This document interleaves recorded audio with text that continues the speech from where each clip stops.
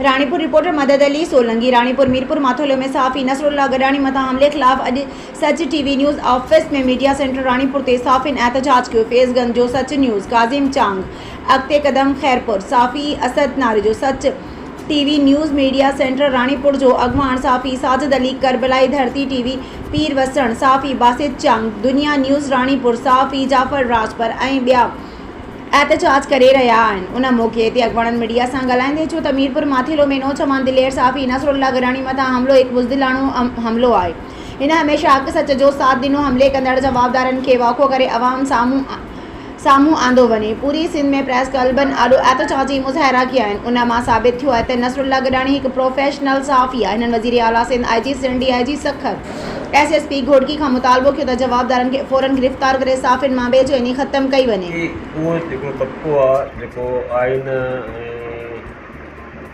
पाकिस्तान जे हिसाब सां चौथो पाव लिखियो वेंदो आहे, ॿियनि सभिनी खे धक मिली विया, पर जेके असां पंहिंजी कुनी धार चाढ़ी आहे उनजो फ़ाइदो उन्हनि काफ़ी वरितो आहे। हक़ सच लिखे थो, ॻाल्हाए थो साफ़ी, उनखे गोलियुनि जो खाज बणाए थो वञे। ख़ासि तौरु सिंध में वॾेरा शाही निज़ाम आहे जेको, जेके भोतार आहिनि उहे नथा चाहिनि को साफ़ी हक़ सच लिखे।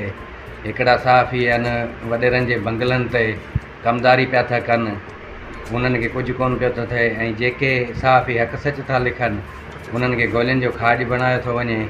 जीअं घोटकी जो रिपोर्टर आहे पंहिंजो नसरुल्लाह गडानी, इहो हक़ सच लिखे पियो। इहो सरदारनि गडानी साहब सां मसइलो पेश थियो, इहो तक़रीबन काफ़ी सहाफ़ियुनि सां थियो आहे। इहो इन्हनि में सियासी वॾेरा राज असांजे सिंध में क़ाइमु आहे, ऐं जेसि ताईं इहो ख़तमु न थींदो इहो तेसि ताईं सिलसिलो हलंदो रहंदो। हिकु ॻाल्हि, ॿी ॻाल्हि त इहो जेको सहाफ़ियुनि ते हमला आहिनि, इहे सहाफ़ियुनि ते हमला न आहिनि, इहे ग़रीब आवाम ते हमला आहिनि।